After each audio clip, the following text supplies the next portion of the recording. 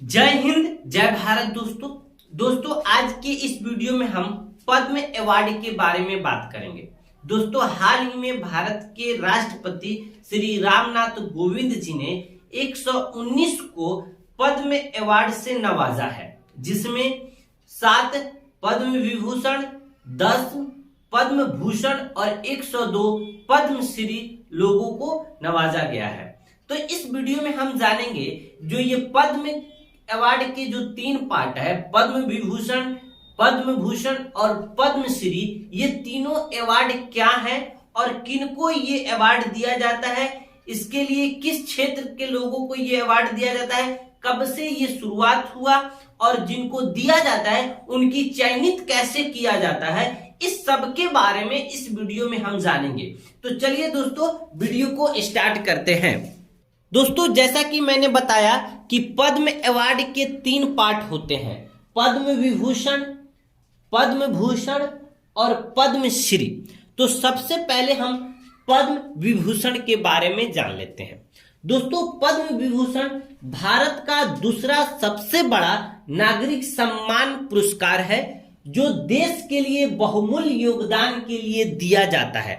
पहला सबसे बड़ा पुरस्कार जो है भारत का भारत रत्न है और ये दूसरा सबसे बड़ा नागरिक सम्मान रत्न है, पुरस्कार है।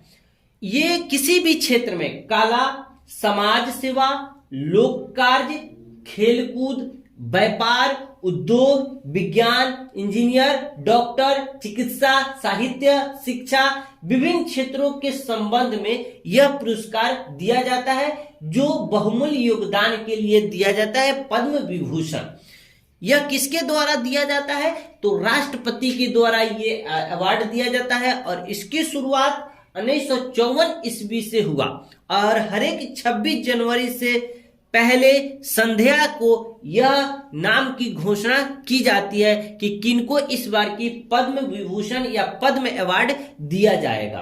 कुछ इस तरह की ये अवार्ड होती है। एक कांस्य की बिल्ले होता है जिसपे ऊपर पद्म और नीचे विभूषण लिखा रहता है और इसके साथ एक प्रमाण पत्र भी दिया जाता है।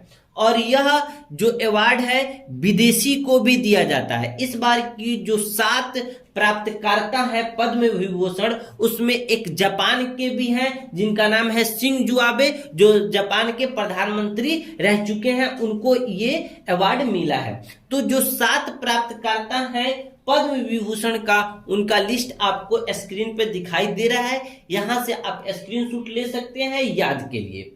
तो इस तरह की ये होती है पद्म विभूषण, यानी किसी भी क्षेत्र में बहुमूल्य योगदान के लिए ये अवार्ड भारत का दूसरा सबसे बड़ा नागरिक सम्मान दिया जाता है। अब आते हैं दूसरा जो है पद्म का अवार्ड का जो दूसरा पार्ट है, दूसरा है वो है पद्म भूषण अवार्ड। ये पद्म भूषण अवार्ड भारत का तीसरा सबसे बड़ा नागरिक सम्मान अधिकार है। यह किसी भी क्षेत्र में उल्लेखनीय सेवा प्रदान किए जाने पर दिया जाता है। वो कोई भी क्षेत्र हो सकता है, जिस तरह पहले वाले अवार्ड में मैंने बताया कि कला, समाज सेवा, लोक कार्य, खेलकूद, व्यापार, उद्योग, इंजीनियर, डॉक्टर, साहित्य, शिक्षा, इन सभी किसी एक क्षेत्र में अगर आप उल्लेखनीय काम किए हैं तो आपको पद्म भूषण अवार्ड दिया जा सकता है।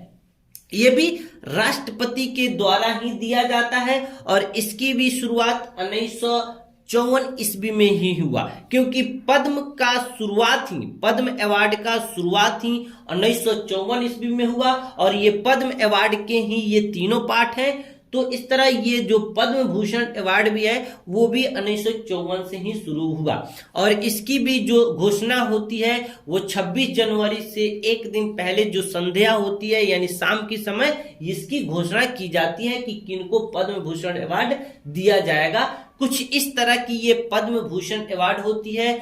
ये भी कांस्य का बिल्ला होता है और ऊपर पद्म और नीचे भूषण लिखा रहता है, इसके साथ भी एक प्रमाण पत्र दिया जाता है। और ये भी अवार्ड विदेशी को भी दिया जा सकता है, लेकिन अब की बार इसमें कोई विदेशी, इस 10 जो अवार्ड दिया गया है 2020 का पद्म अवार्ड में, जो पद्म भूषण अवार्ड जो दिया गया है उसमें 10 लोगों को दिया गया है और 10 लोगों में कोई विदेशी नहीं है। तो ये 10 लोग कौन है ये आपको स्क्रीन पर दिखाई दे रहा है। आप यहां से स्क्रीनशॉट ले सकते हैं कि 10 लोग जो प्राप्तकर्ता है पद्म भूषण के वो कौन है। तो इस तरह आपको पद्म विभूषण और पद्म भूषण क्लियर हो गया। अब हम आते हैं तीसरा जो पद्म श्री है उसके बारे में जान लेते हैं। पद्म अवार्ड का जो तीसरा पार्ट है पद्मश्री, इसके बारे में जान लेते हैं। दोस्तों ये भारत की चौथा सबसे बड़ी नागरिक सम्मान पुरस्कार है।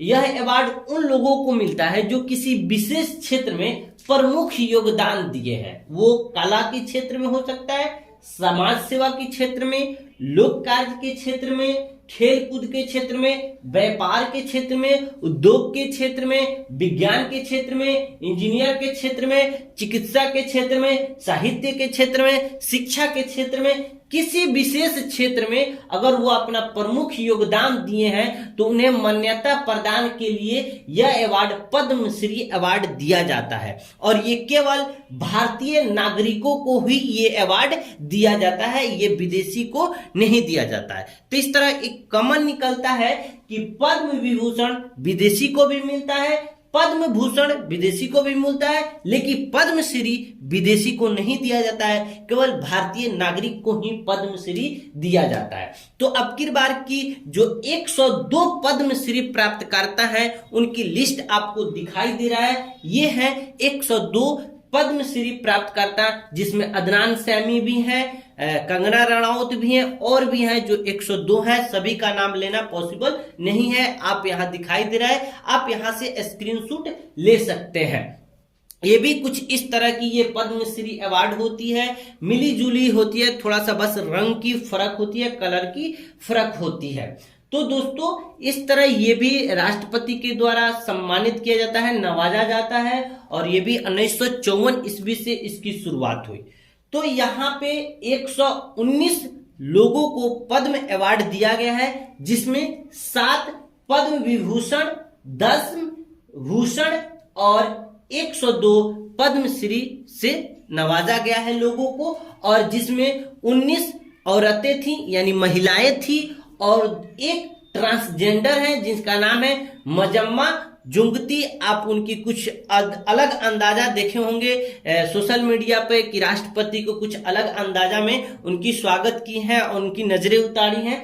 तो यही है मजम्मा जुंगती जो एक डांसर है, तो इन्हें भी पद्मश्री अवार्ड दिया गया है। अब आते हैं दोस्तों कि कैसे चयनित होता है कि किनको पद्मश्री देना है, किनको पद्म भूषण देना है, किनको पद्म विभूषण देना है। तो दोस्तों हर एक साल प्रधानमंत्री के द्वारा चयनित करने के लिए एक समिति का गठन होता है जो पुरस्कार समिति होता है, और यह पुरस्कार समिति को राज्य सरकार, संघ राज्य प्रशासन और केंद्र नामों को भेजता है, ठीक है। और जब ये पुरस्कार समिति उन सभी नामों को प्रधानमंत्री, गृह मंत्री और राष्ट्रपति के पास भेजता है, तो ये तीनों लोग प्रधानमंत्री, राष्ट्रपति और गृह मंत्री इस नामों पर अनुमोदन करते हैं, और फिर 26 जनवरी से एक दिन पहले संध्या के समय इन नामों की घोषणा की जाती है। तो इस तरह पद्म अवार्ड के लिए नामों की घोषणा की जाती है। तो दोस्तों उम्मीद करता हूं आपको क्लियर हो गया होगा कि पद्म अवार्ड कौन कौन से हैं और किस परिस्थिति में किसको कौन सा अवार्ड दिया जाता है। मिलते हैं दोस्तों अगली वीडियो में। जय हिंद, जय भारत।